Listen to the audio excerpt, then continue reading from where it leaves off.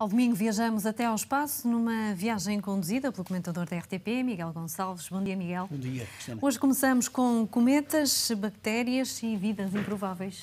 É verdade, quem diria uma viagem pelo cosmos que começa aqui na Terra com dinossauros. E porquê? Porque dizem os cientistas que há coisa de 65 ou 66 milhões de anos, mas mais do que os cientistas, diz também uma enorme cratera.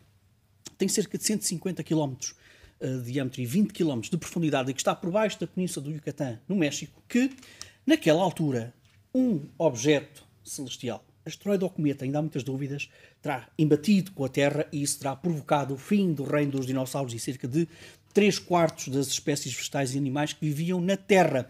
E os astrónomos adoram esta história porque há ali um mistério, que é tentar perceber se de facto foi asteroide ou foi cometa e, sobretudo, qual é a probabilidade disto voltar a acontecer no futuro e no nosso planeta. E agora há uma...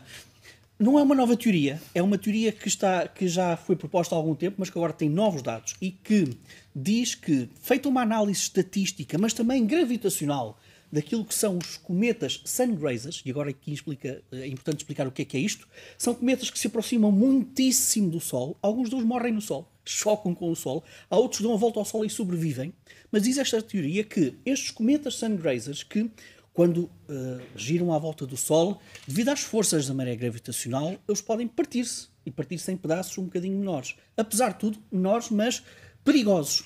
E é aqui que entra, então, esta ideia de que, de acordo com esta análise, estes pedaços menores de cometas que foram despedaçados pelo Sol podem aumentar as hipóteses de um cometa de longo período, ou seja, um cometa que vem das profundezas do Sistema Solar, da chamada nuvem de Oort, muito para lá de Plutão. Esses cometas de longo curso podem despedaçar-se, podem ser despedaçados pelo Sol e aumentam as hipóteses de um choque desses pedaços com a Terra num fator de cerca de 10, e este estudo também diz que cerca de 20% destes cometas tornam-se de facto Sun-Grazers. E, portanto, é aqui lançado um alerta para este tipo de efervescência que ainda continua nos tempos de hoje. E, Cristiana, tem um culpado. O que diz esta teoria é que é Júpiter o principal responsável por alterar a órbita destes cometas de modo a que se dirijam para o Sol e ou morrem no Sol ou, pior para nós, porque aumenta as probabilidades, despedaçam-se. E, portanto, esta teoria lança-nos para programas cada vez mais importantes que têm que ser feitos de vigilância daquilo que existe à volta da órbita da Terra, porque aquilo que aconteceu aos dinossauros pode perfeitamente um dia acontecer no nosso planeta. Mas vamos dar um tom um bocadinho mais otimista a tudo isto, porque se falarmos de morte e destruição, há também notícias de vida. E neste caso, olha, damos um salto até Marte à custa de bactérias, porque é também um estudo que foi apresentado esta semana e que diz que cianobactérias, se forem colocadas num bioreator, que foi feito por esta equipa, com elementos químicos que estão presentes na atmosfera de Marte e uma pressão de cerca de 10% da Terra, aqui já é um bocadinho mais complicado, porque a pressão atmosférica em Marte é apenas de 1%.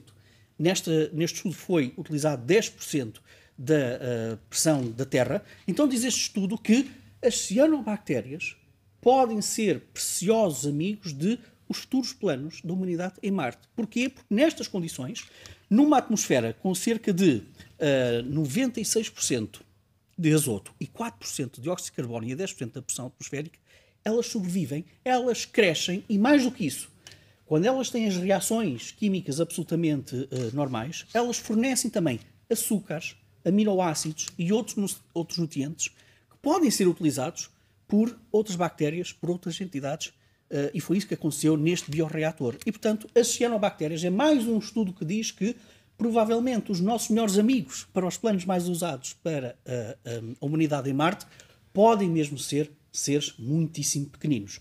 E olha, por falar em sítios, em criaturas muito, muito pequenininhas, foi uma das notícias desta semana, quando um grupo de investigadores perfurou cerca de 900 metros de uma camada de gelo muito espessa na Antártica e, surpresa das surpresas, encontrou vida. Encontrou seres vivos que não estavam propriamente à espera de encontrar. Muito esquisitos, deixa-me que te diga, se calhar os meus amigos biólogos vão bater por eu dizer uma coisa dessas, mas muito, muito esquisitos. Alguns deles com aspectos, parecem que têm calos, outros nem por isso, mas o que é notável é existirem nestas profundezas. Porque repara, para realizarem a fotossíntese, o sítio mais perto onde teriam sol para fazer a fotossíntese, estas criaturas, estava a mais de 600 km de distância. E, portanto, pergunta-se aqui como é que eles sobrevivem. Eles sobrevivem à custa de processos químicos que substituem a fotossíntese. Mas um outro estudo, curiosamente, pegou também nestes exemplos e diz o seguinte: isto tem muita piada porque nós encontramos outros lugares do Sistema Solar que têm carapaças de gelo muito densas por cima e oceanos por baixo. Onde? Olha, nas luas geladas de Júpiter e Saturno. E esse grupo de investigadores diz que, de facto, nós estivemos aqui a fazer umas contas e o que pode criar condições próprias para a vida nestes oceanos é uma grande agitação das correntes marítimas, que pode levar oxigênio, energia, essas coisas todas, e tornar o oceano mais rico. No nosso planeta, isso é feito pelos agentes erosivos. Nestas luas não existe. Mas diz este estudo que não existe. Mas existe um calor térmico, um calor geotérmico nestas próprias luas, que pode substituir isso. E que pode fornecer, no fundo, essa mistura de nutrientes e de energia nesses oceanos. E, portanto, podemos eventualmente ter nessas luas geladas, Júpiter e Saturno, olha, criaturas se calhar parecidas com aquelas que encontramos. Portanto, aqui é ao contrário. Nós vemos na Terra aquilo que eventualmente podemos ver noutras luas do nosso Sistema Solar. Avançamos agora com um curioso aglomerado de estrelas e, sobretudo, encontrar um muito peculiar engarrafamento. Engarrafamento, exatamente. Olha, vamos até 7.800 anos-luz de distância da Terra e encontramos aquele que é um dos mais próximos enxames de estrelas mais próximo da Terra, portanto, dentro da nossa Via Láctea. E, quando os astrónomos olham para enxames de estrelas, estão a olhar para tesouros de antigamente, porque geralmente são constituídos por estrelas muito, muito antigas. Isso é precioso para muitos estudos na área da astronomia. Ora, o que os astrónomos não estavam propriamente à espera de ver é ali um engarrafamento de, olha, criaturas sempre muito, muito exóticas. O que é que eles encontraram? Quando tens um enxame de estrelas, tens uma zona mais central, mais densa, e depois tens uma quantidade de estrelas que giram à volta do centro de massa do enxame. Ora, foi preciso o Hubble e o telescópio espacial Gaia para olhar ali para o interior, para aquelas zonas do enxame de estrelas. E reparou que havia ali todo um conjunto de estrelas que não tinham órbitas circulares à volta do enxame. Havia ali qualquer coisa, alguma entidade que estava a afetar as órbitas, porque as órbitas pareciam quase aleatórias numa série de estrelas. E então, quando utilizaram modelos computacionais para perceber aquelas órbitas, o estudo diz uma coisa interessantíssima, que é: este tipo de estrelas tem este tipo de órbitas porque há aqui uma entidade que não se consegue ver que altera tudo isto. E tem que ter muita massa. Ora, Cristiana, uma entidade com muita massa e que não se consegue ver diretamente, os principais candidatos são buracos negros. E, portanto, o que encontraram nesta zona, é o que mostra esta representação, não é uma fotografia, é uma representação, é que neste enxame encontraram uma enorme quantidade de buracos negros. Quase uma ninhada de buracos negros. Isto não é absolutamente normal, não era isto que estávamos à espera de encontrar num enxame e, portanto, vai obrigar também os astrónomos a tentar perceber como é que num enxame que é povoado por outro tipo de criaturas, digamos assim, com outro tipo de objetos celestiais, também buracos negros, certo? Mas não com esta enorme quantidade como aquilo que foi encontrado. Portanto, é mais um extraordinário desafio para os astrónomos tentar perceber como é que num enxame globular temos ali uma quantidade tão terrível e tão fascinante de buracos negros. E relembro, só foi possível chegar a este valor porque temos hoje telescópios que conseguem medir com precisão a órbita de estrelas, nomeadamente o Gaia, nomeadamente também o Hubble. Portanto, para além de ser um desafio da ciência, foi um desafio dado também pela evolução da tecnologia.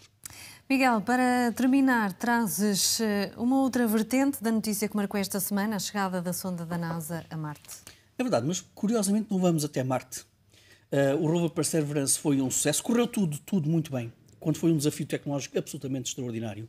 E ele aterrou na cratera de Jezero, em Marte, que é provavelmente o antigo lago que existia naquela cratera de impacto. E, portanto, se foi um antigo lago que neste momento já não tem água, a esperança é que por baixo naqueles sedimentos possa existir provas de vida, e por isso é que ele foi enviado para lá. Ora, Jezero, nas línguas eslava, quer dizer lago. E vamos aqui. Há um Jezero na Terra. E os cientistas da NASA escolheram o nome Jezero precisamente por ser lago, porque existe também no nosso planeta um Jezero, que é esta vila lindíssima na Bósnia, e que em 2019 os cientistas, os administradores da NASA, fizeram questão de dizer, não só ao embaixador da Bósnia nos Estados Unidos, mas também à própria Presidente da Câmara, que o rover ia aterrar numa cratera com o nome desta aldeia, desta vila, aliás. Esta senhora que estamos a ver é a Presidente da Câmara, que na altura achou que estavam a brincar com ela, autenticamente.